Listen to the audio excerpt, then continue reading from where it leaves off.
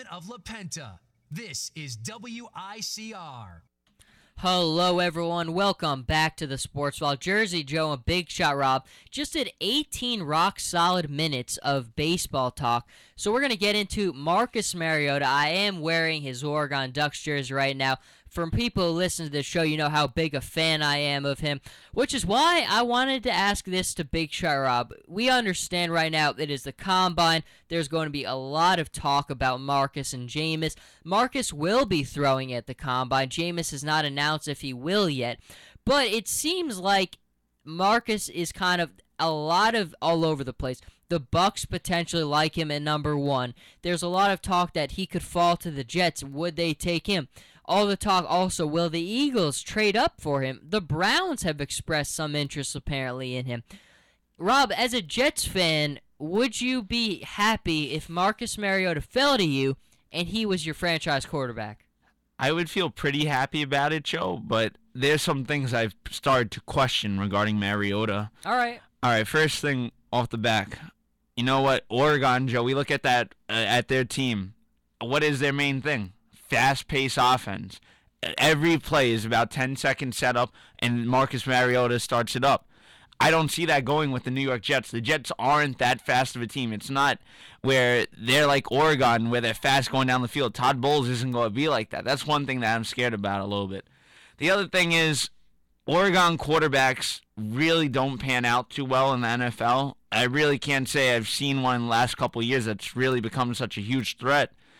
But one thing I say is the Jets, if he falls to us, we could use him as trade bait. I've heard stuff about Nick Foles with the Eagles, first-round draft picks. I would love to have Nick Foles on my team. Nick Foles would be a great fit. You know, before going down with the injury, Joe, 27 touchdowns, 2 interceptions, could really step it up, and I think that's a guy the Jets should go after rather than Mariota at this point. See, I think everything you just said is 100% correct. Oregon quarterbacks have not historically translated well to the NFL. The system they run there is very difficult to run in the NFL. But I think Marcus is a little bit different because I've seen with him that he just has this ability where he really reads the game well.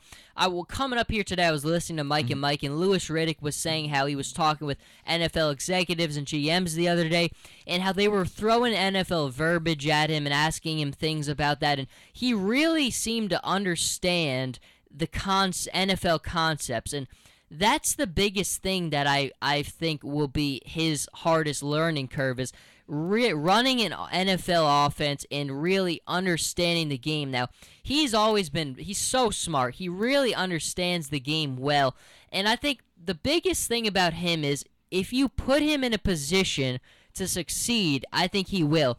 Now, I'm with you. If you try to run what they ran at Oregon in the NFL, it's not going to work. If you try to put him in an offense that he's not going to utilize his skill sets to, he's not going to work. But if you kind of are innovative, like a Chip Kelly type of deal, I think he could have a tremendous amount of success in this league because from a matchup standpoint, he could present so many challenges because with his elusiveness and his speed and his ability to deceive the defense, he could do a lot of things that you can't account for on a given play because he can beat you with his arm, he could beat you with his legs, he could beat you just from manipulating a safety down the field. He's a matchup nightmare. And then pairing him up, Joe, with LeSean McCoy. Yes. That would be a dangerous Philadelphia Eagles team.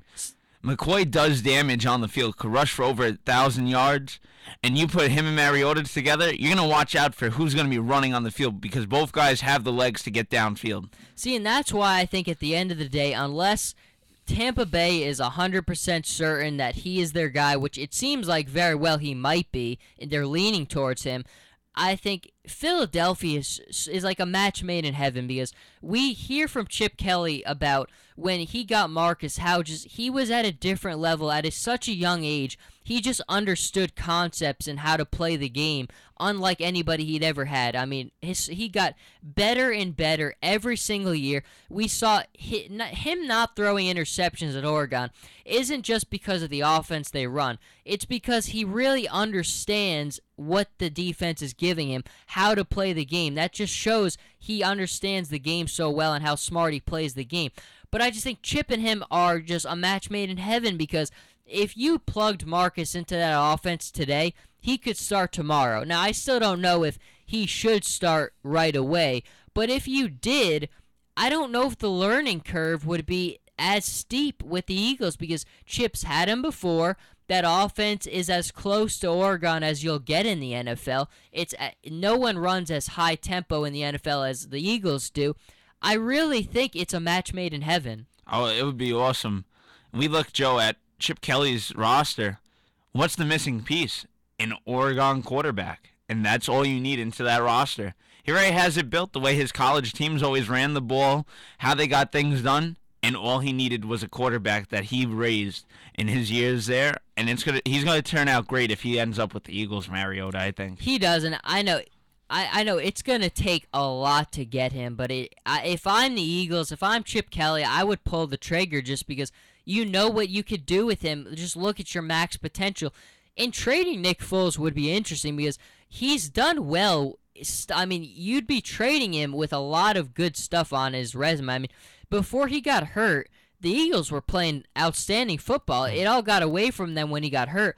But the season before that, 2 interceptions. Again, he showed he could play in this league. He could make a lot of big throws. There was a lot of throws he was making this year when he was healthy that just showed you his progression and how good he can be.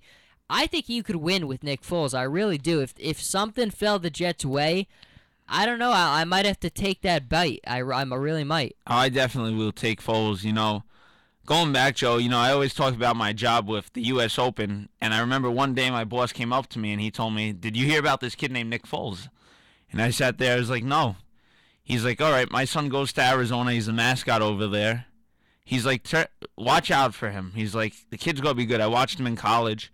Just watch what he could do in the NFL." And you know what? Foles really stepped it up, and I've just been so impressed by how underrated he was coming into NFL, and now what he's been able to do. It's just been amazing. This guy's really stepped his game up. Well, let's give your friend at the U.S. Open some credit, though, because Nick Foles was a very good college quarterback, and he has made a pretty good name for himself in the NFL to this point. That is going to do for this Marcus Mariota segment. When we come back, we will finish baseball, and then that will be a wrap. So stay with us, and we will be right back.